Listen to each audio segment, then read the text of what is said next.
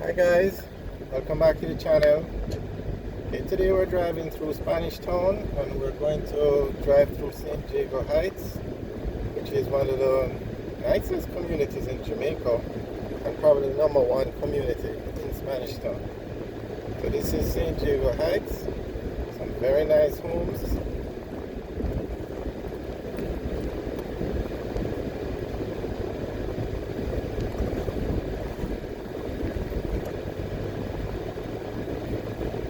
With almost every residential area in Jamaica.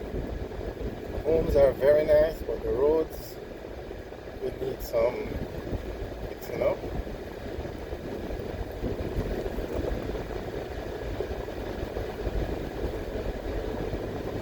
So there are a lot of different communities or complexes within the St. Jago Heights area.